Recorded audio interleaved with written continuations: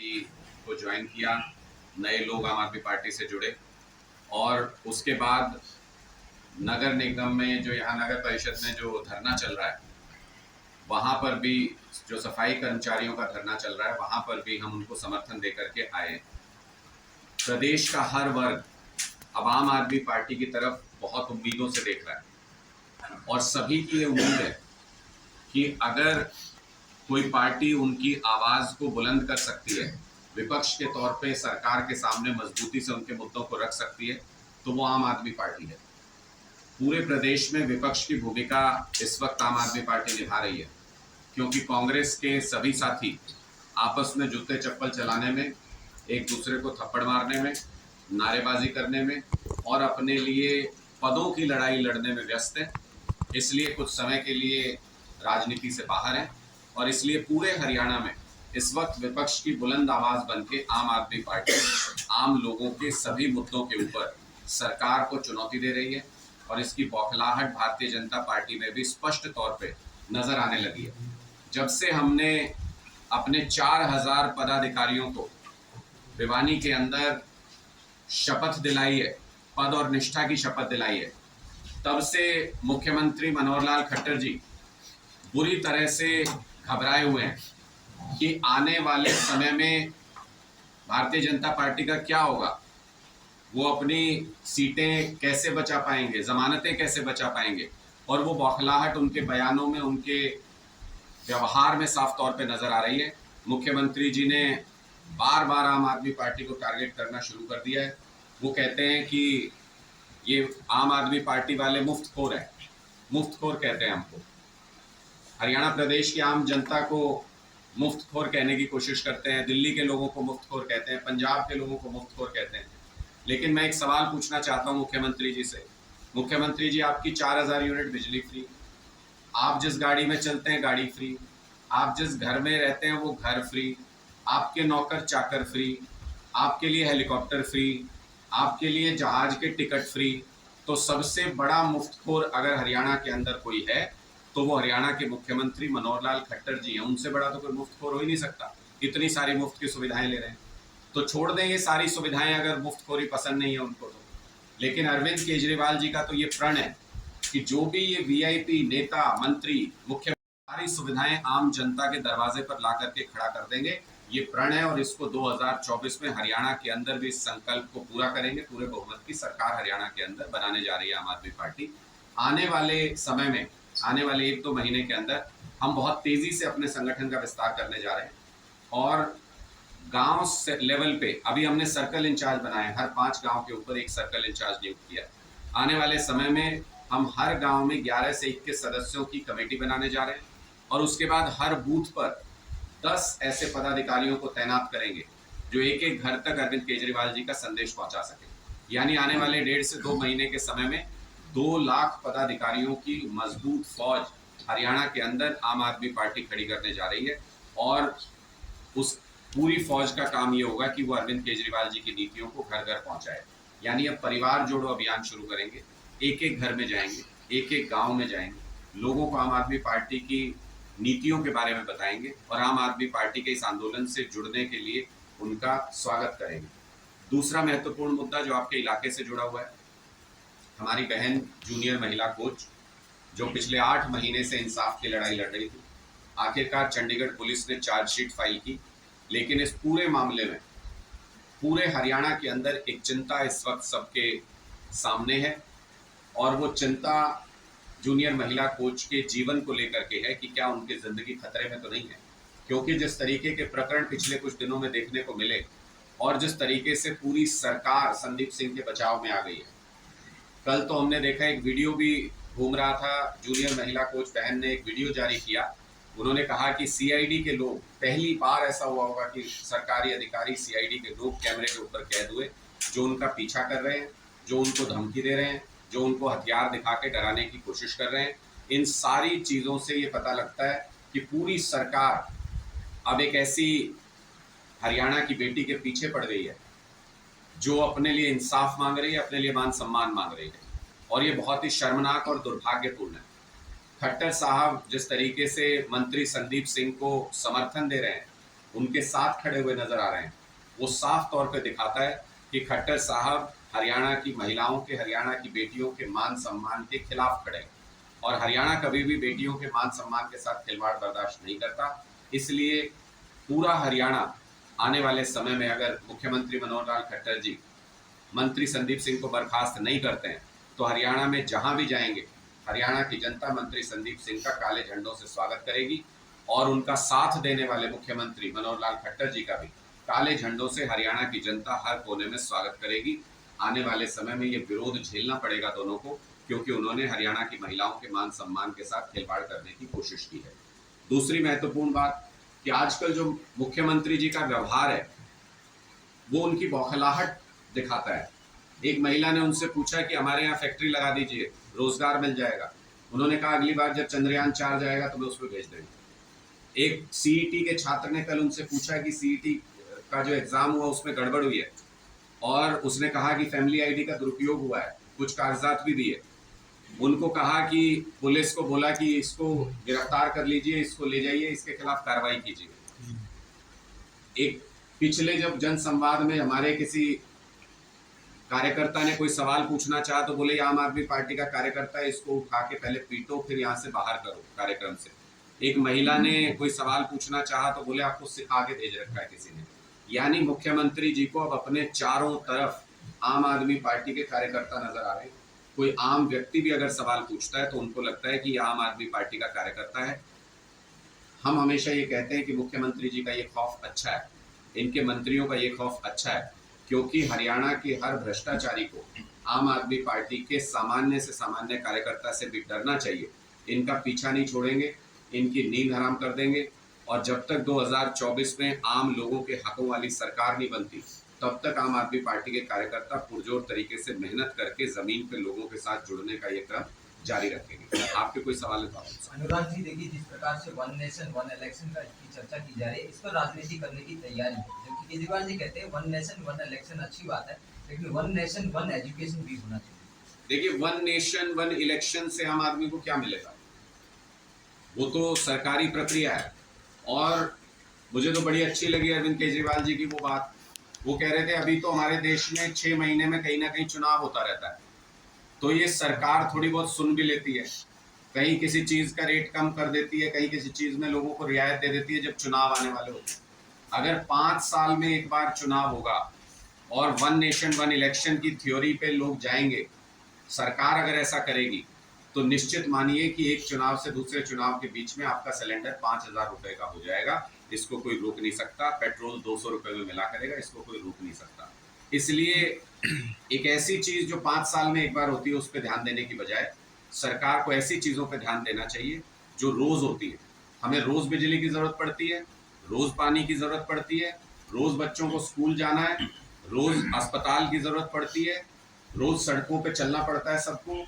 ये मूलभूत सुविधाओं के ऊपर सरकार काम करना शुरू करे। वन नेशन वन इलेक्शन से काम नहीं चलेगा। वन नेशन वन एजुकेशन चाहिए, one nation one health care चाहिए। जिस प्रकार से बिजली आंदोलन चल रहा है आम आदमी पार्टी का, क्या बिजली आंदोलन से आम आदमी पार्टी की जो एकाग्रता वो क्या बढ़ी है? देखिए, बिजली आंदोलन में हमने हरियाणा के 25 लाख घरों तक पहुंच की, 25 लाख घरों में जाके लोगों से संवाद किया और 7,000 से ज्यादा, 7,500 करीब हमने जनसंवाद किए इस पूरे। और 7,500 जनसंवाद का मतलब कि 7,500 गांव और वार्ड के में जाकर के हमने लोगों के साथ मीटिंग की।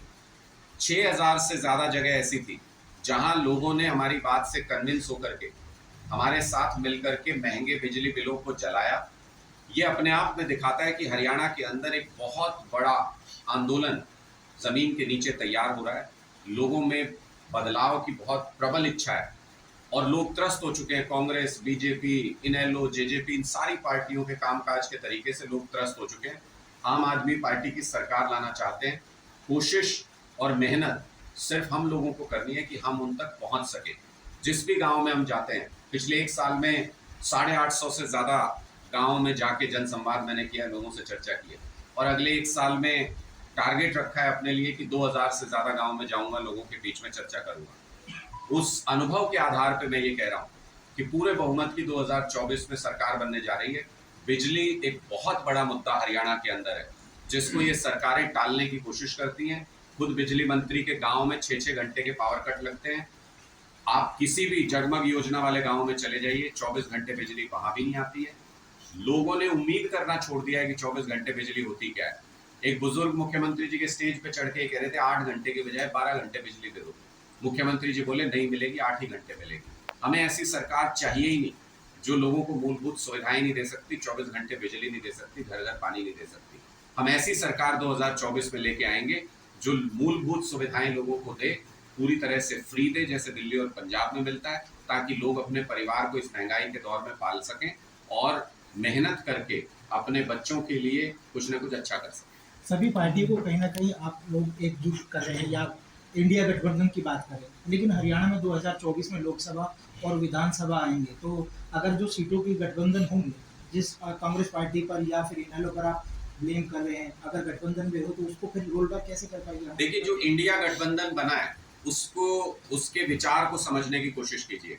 इंडिया गठबंधन देश में लोकतंत्र खत्म ना हो इसलिए बना है। इंडिया गठबंधन मोदी जी की तानाशाही देश में ना चले इसलिए बना है। जब कोई सरकार इस बात पे उतारू हो जाए कि कानून बदल देंगे, बाबा साहब अम्बेडकर के बनाए हुए संविधान को बदलने पे अगर कोई सरकार उतारू हो जाए, तो उस सरकार को इस देश से उखाड़ फेंकना पहली जिम्मेदारी हो जाता है।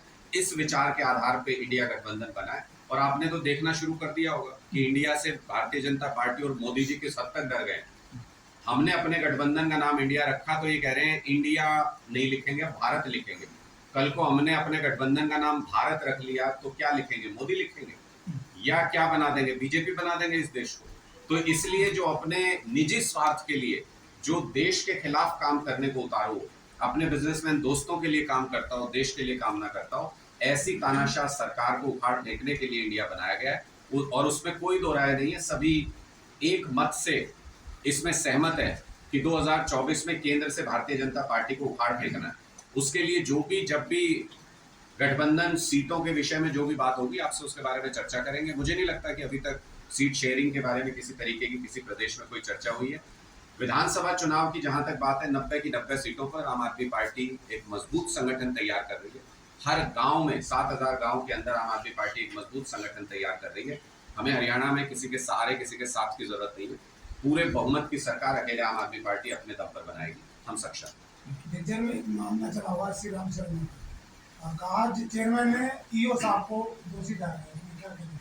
मुझे इस मामले की पूरी जानकारी नहीं है। मैं इस मामले की पूरी जानकारी लेके फिर उसके बाद आपसे इस पर बात करूँगा। आज आशा वर्करों से मिले हैं क्या, किस तरह का क्या सामने आया? जी, जो आशा वर्करों से आप मिलके हैं देखिए, मैं पूरे प्रदेश में कई डिस्ट्रिक्ट्स में आशा वर्कर से मिल चुका हूं और हर जगह पे एक ही बात समझ में आती है कि सरकार किसी भी वर्ग की बात सुनने को तैयार नहीं है जब तक वो सड़क पे धरने पे ना बैठ जाए।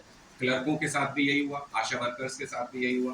कोई कारण नहीं बनता कि आशा वर्कर्स जो गांव में गवर्नेंस की रीढ़ की हड्डी है, मैं तो कई बार ये कहता हूं कि अगर आशा वर्कर नहीं हो तो सरकार को ये भी पता नहीं चलेगा हरियाणा में बच्चे कितने पैदा हुए।